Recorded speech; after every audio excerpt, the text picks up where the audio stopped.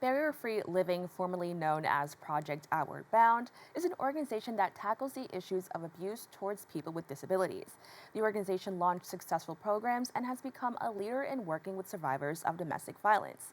The Chief Executive Officer for Barrier-Free Living, Cynthia Amodeo, joins me to discuss the organization's work to achieve a barrier-free world and ways to approach domestic violence issues. Cynthia, thank you so much for joining me. Thank you for having me today. Now, before we talk about BFL as we know it today, can you just give us a little bit more background about Project Outward Bound? Sure. We started over 40 years ago as a research project working with people with disabilities, newly disabled, and integrating back into the community. And what we learned from them was that housing was a big issue. There was a big population of people with newly disabled who were homeless. So that's how Barrier-Free Living started. We bought a small schoolhouse down on the Lower East Side, and we started the first transitional housing program for people with disabilities who needed 24/7 home health aid. From there, we learned the level of violence that people were experiencing. So we started Secret Garden, which is a program that we currently have today, and that's a community-based program for people with disabilities, and we offer domestic violence and sexual assault counseling, case management, and occupational therapy. But from there, we learned the issue that the domestic violence shelters were not accessible for people with disabilities. So we built Freedom House, which is the first fully accessible, ADA accessible domestic violence shelter in the country, and currently in New York still. And what we learned, again, we're always learning from the people we're serving and building and growing, is that about 20% of people who were living in our shelter needed supportive housing to be successful in the community. So we built Barrier-Free Living apartments, and that we have 2 buildings there. We have 50 units for families with disabilities, and we have 70 units for singles with disabilities. And that's like you or I may rent from a management company. The difference there is that we have social workers on site to support the survivors maintain their housing. And that old schoolhouse I told you about earlier, that building no longer exists. We closed our transitional housing program several years ago, but we're currently in development to build a new building called Freedom Village, which will support domestic violence survivors with disabilities and the elderly population. So that's currently in development and where our future is going. Well, thank you so much for sharing that, and I definitely want to focus a little bit more on supporting people with disabilities, because I think, as you kind of mentioned throughout, as your organization was learning, it is a demographic that can often be overlooked or isn't catered to. So can you just talk about some of the adversity people with disabilities face in regard to domestic violence? Sure. So I talk a lot about ableism in our society. And ableism is basically the bias that drives the way that we as a society think and view people with disabilities. So oftentimes they're thought of as inferior or weaker, which is not true, which is not what we believe, but I'm talking about what society believes. So we're really on a mission to change the way society views individuals so we have equal access to the communities and services. Now, when and where is this discrimination and abuse taking place? And I think this is very important to talk about because, I think generally in most domestic violence cases, it can happen anywhere. So can you just talk about, maybe how this may differ or could be the same for people with disabilities? Domestic violence occurs to anybody. It affects everybody. It doesn't matter your income, your race, your gender, your disability. It affects everybody. I was going to give you a statistic that according to the CDC, 1 in 4 adults in the United States have a disability. That's pretty high, 25% approximately. But the research shows that 70% of people with disabilities experience some form of abuse in their lifetime. Now, there's very few organizations that are serving people with disabilities who experience violence. In New York City, we are the only one currently. So when we start to really think about it, it doesn't really make sense, right? So people are experiencing abuse in a lot of places in a lot of forms. But for our folks, it can be in intimate partner relationships. It could be a caregiver. It can be a family member that they're being abused by. Thank you for sharing that. Now, how does your organization strive for a world free from abuse and bias, which is a very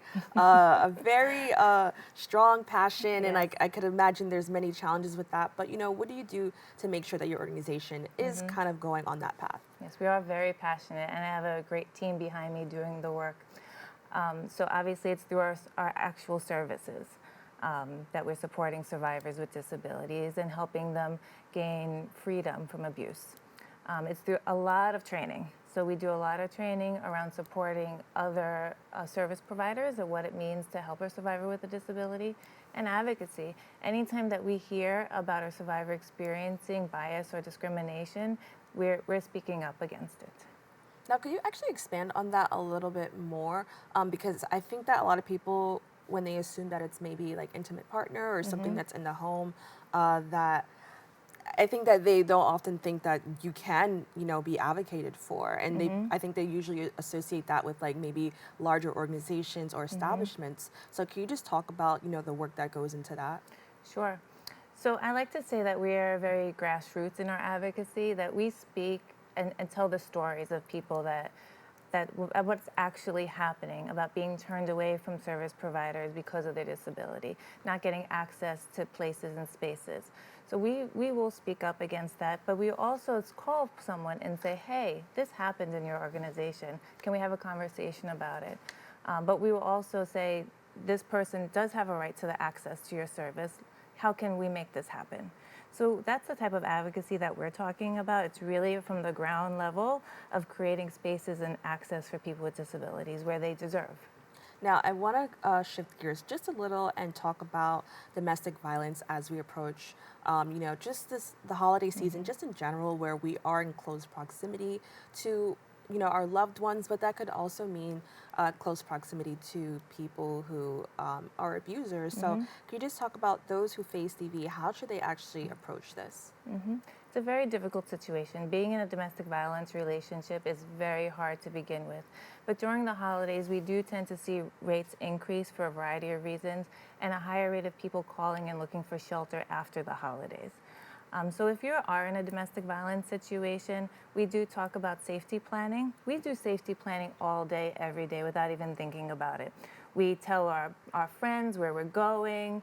We think about the transportation system, how we're going to get to our next destination so we get there safely. So when we're talking to survivors about safety planning, we're doing something very similar. Where are we going to go if something gets bad? Who are we going to call? What are we going to bring with us? And our advocates are there to support individuals at any point in their journey. They can be in the situation and saying, okay, if this happens, what are we going to do? And how are we going to plan for your next step? And that could be staying in the relationship, because not everybody's ready to leave right now. And how can we support you? If you are ready to leave, we're there as well to support you, and whatever that journey looks like. Now, what can people do to feel empowered despite facing adversity during these times? It's a very hard situation, but you got to speak about it, talk to us, let us know what's going on. You are not alone. We serve about 150 people a month at our community-based program, Secret Garden. So right there, the numbers show you are not alone, and we're absolutely there to support you. And what we encourage people to do is pick up the phone, to call us, and making that first phone call is one of the hardest phone calls you'll ever make, because I understand asking for help is hard, especially if you've been turned away from other service providers because of your disability. But call us, and we are there to help and support and listen. Now, I also want to know that this could also be, it could be even harder, especially during the holiday season, where, you would hope to be closer, to the people and your family. How do you, or, how does your organization maybe approach that? Because, I think people could feel an intense feeling of sadness that they have to maybe approach that during this time that is supposed to be very joyous. Yeah, you're right. There's no easy answer to this. Sometimes with people who are coming out of the situation, we talk about safety planning of not going back to situations that may be harmful or dangerous. And sometimes we need to find new approaches to the holiday and find what we call family of choice. Maybe we're not going back to grandma or grandpa's house where we would normally go. Maybe we're going to our friend's house instead. Maybe we're making a new tradition with our family so we can feel safe. But not everyone has that option and that choice to be able to remove themselves for the situation. And that's where we talk about ensuring that, we have a plan in place in case something does go wrong. We know where to go, what to do. Now, abuse and DV, domestic violence, are issues that continue to plague many people from all backgrounds. As we mentioned, this happens to everyone, especially those in marginalized communities. It's been shown that unfortunately that those maybe who are of color or maybe they're undocumented, as you mentioned, people with disabilities sometimes have a harder time finding resources and finding ways to kind of be empowered despite facing adversity. What can people do to help? And that could just be maybe people within that community and people outside of those communities. Everyone has a special talent or something to give. So we get lots of phone calls and emails about people wanting to support our mission. Give us a call, let us know what your talent is, and we're happy to hear it to see how we can support that. Some people donate money and goods. That's also helpful. But the best thing you can do is listen to someone who's in a situation and give them our phone number and let them know they're not alone and say, here, I heard about this resource on this TV show I was listening to the other day. Maybe they can help you. Now, what I understand that you offer so many programs. What can people do to find out which program may be right for them? And when they do make that hard phone call, what is that experience and process like for them? The first step is really calling our Secret Garden hotline. That number is 212-533-4358. We also have a chat line on our website at www.bflnyc.org, Barrier Free Living NYC. You can also email us at info@bflnyc.org. And you tell us what your situation is, and we'll help guide you. You don't have to figure it out for yourself. Well, Cynthia, I want to thank you so much for joining us and having this very important conversation, especially during this time, because I feel that it's definitely needed. So thank you. Thank you so much for having me today. For more information, you can visit the website at www.bflnyc.org. Don't go anywhere. We'll be back with more Open right after this.